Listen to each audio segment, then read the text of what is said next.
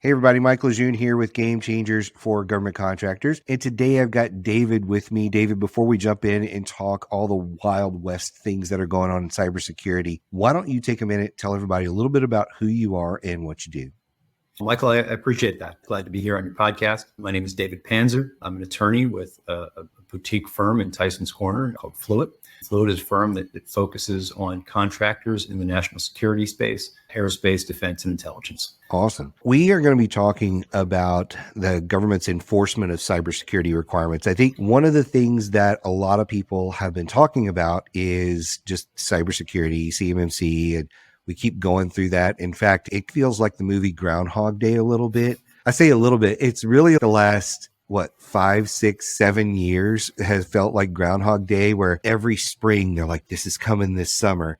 And as we get out of the spring, they're like, no, it's not. Maybe next summer. They've been doing this for years. It really feels like we're on just this treadmill where it's never going to stop and it's never going to get enforced. But there have been some significant changes in 2023 that look like we're finally going to crack down and do some things here. So today we're going to talk about the enforcement side of that and a few other things. For those that are new to this topic, I'd like to start a little bit about what are the cybersecurity regulations, how do those actually impact contractors, things like that. But for your benefit, because we didn't talk about this before the show here, I think you might be amazed, maybe not given what you do, how many people that we talk to that have never even heard of CMMC or that there is any sort of requirement to lock down data or anything like that. It is actually staggering. There's an intake process with new clients, and that is one of the questions.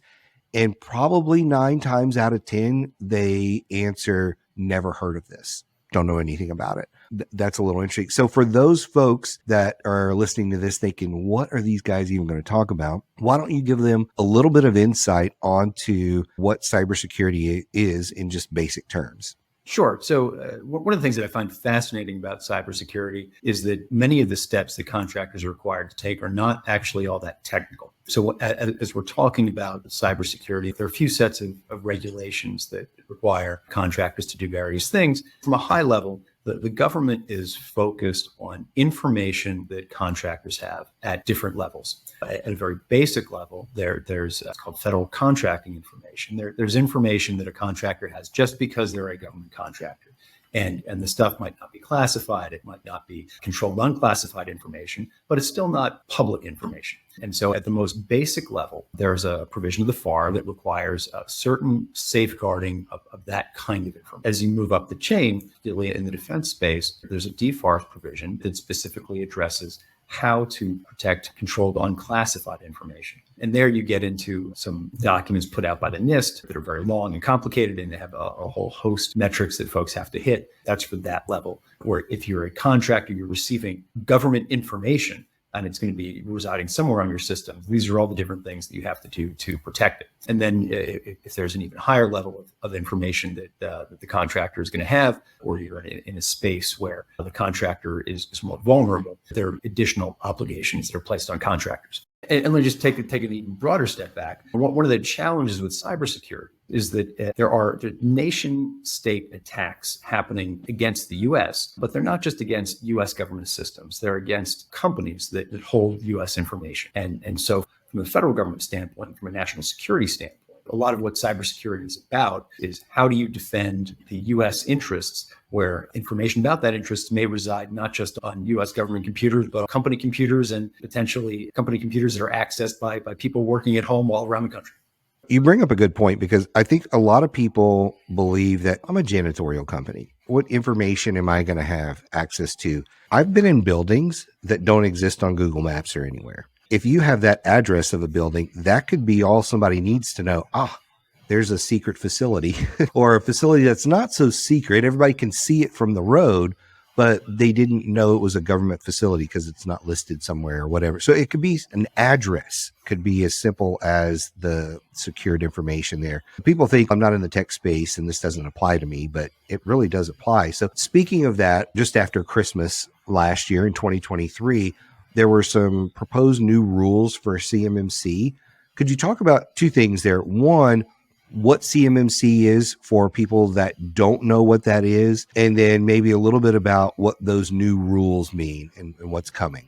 At the end of the last year, the DoD issued the next version of CMMC, and the acronym stands for Cybersecurity Maturity Model. Essentially, what DoD is trying to do is take the various obligations for cybersecurity and make them all equal across, across the various government agencies. And as we were describing earlier, there are a couple of different levels of information that are protected. And depending at what level of information the contractor has, they're going to have a certain level of compliance that they need to meet. So if they just have information at basic level, they're going to be a CMMC level 1. And if they move up and have the controlled unclassified information, they're going to be a CMC level 2. And again, if they have an even higher level of information, it'll be CMMC level 3. In the first iteration of CMMC, which came out a few years ago, I believe there were 5 levels at that point, and there were different things that contractors would have to do to earn those levels. And so what's going to happen is ultimately contracts are going to be let with different cybersecurity requirements. And if you want to be able to bid on that contract as a prime, or even you want to get a subcontract for a contract that has one of these CMMC levels, you're going to have to meet certain thresholds.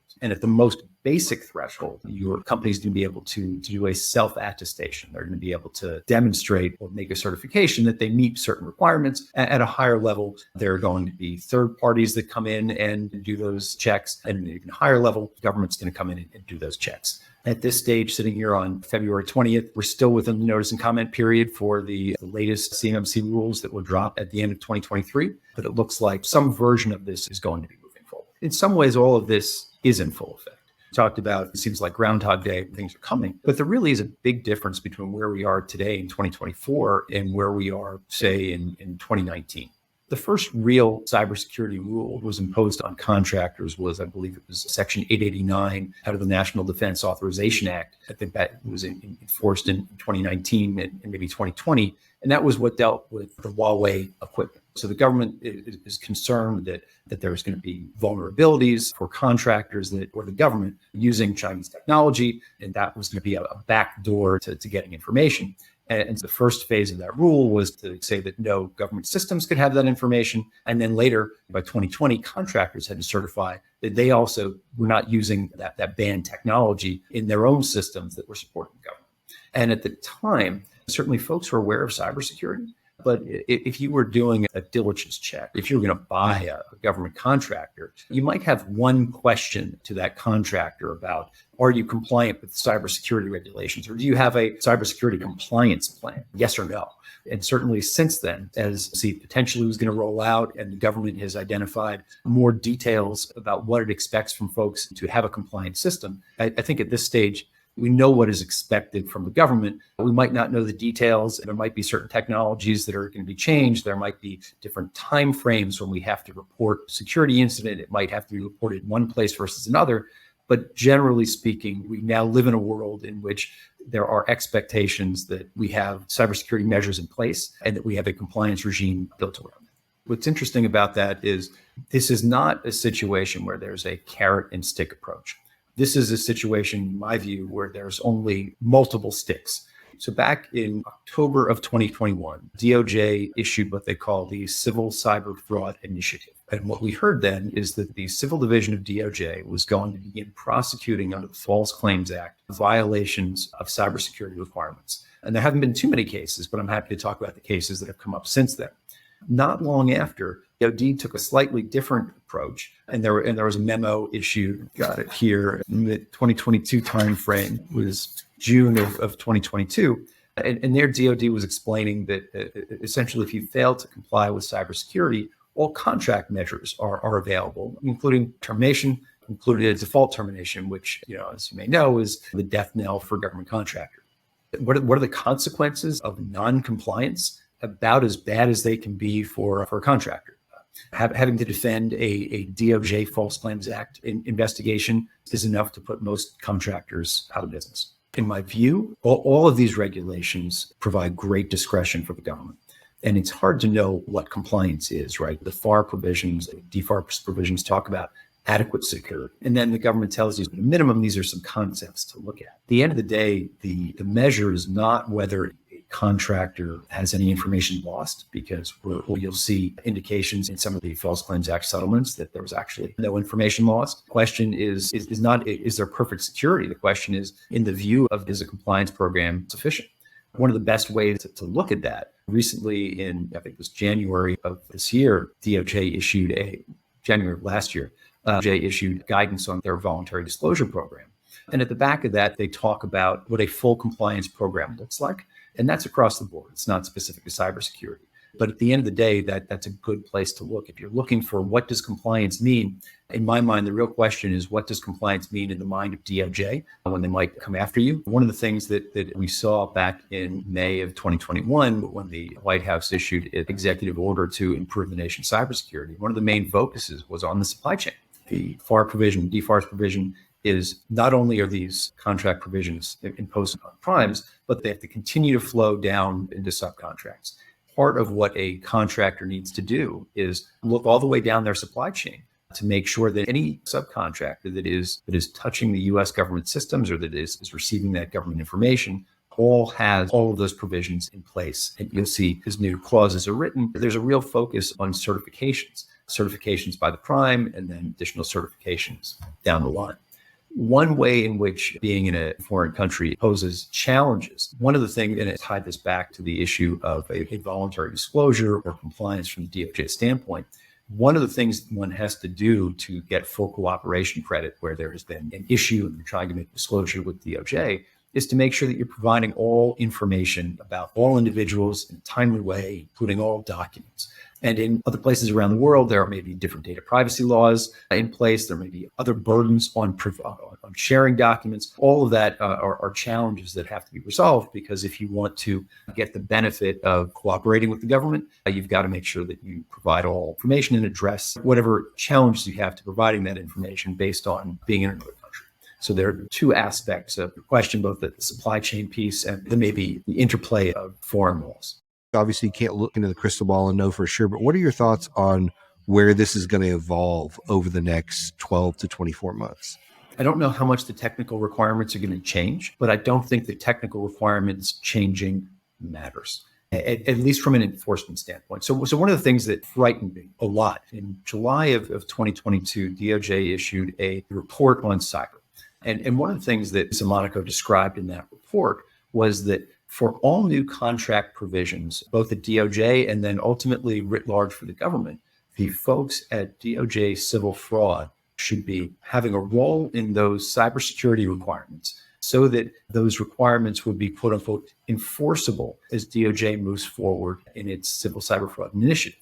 And when they say enforceable, I don't think that the Department of Justice is talking about being able to come back at a contractor for non-compliance with contract. What they're talking about is essentially putting a contractor on the hook for whatever certification that they're making as required by a contract. And then you fail to meet those contract requirements, you are now in danger of a False Claims Act case, which involves statutory penalties. It involves shifting of attorney's fees. It involves treble damages, potentially treble damages for the entire value of the contract you've been awarded if your contract award was somehow predicated on a notion that you met certain cyber requirements and the government decides you did not. Because of all that, and there's so much discretion in the government deciding what compliance is, again, I'd be less concerned about the technical aspects of what particular clause requires a contractor to do what, and be more focused on the overall cybersecurity compliance regime and making sure that whatever those requirements are, they are tested appropriately. The compliance program has senior enough folks invested in it, that those people have the appropriate reporting up to a significantly high level within the company or even the board, all the hallmarks of a fulsome compliance regime. From the CIO, CTO standpoint, the real question is, what information does your company have? And do you have control of it? How are you protecting it? And that's important whether you're talking about a company's trade secrets. It's important whether you are talking about having controlled unclassified information. It's important whether you're talking about maybe you have a personally identifiable information of your own employees, right? So you have to know what information you have and how it's being stored. You're never going to be in a position where you can appropriately give a certification that information is being protected if you don't know what you have and you don't know where it is. So as a CIO, CTO, that's the very first thing that I would be concerned about.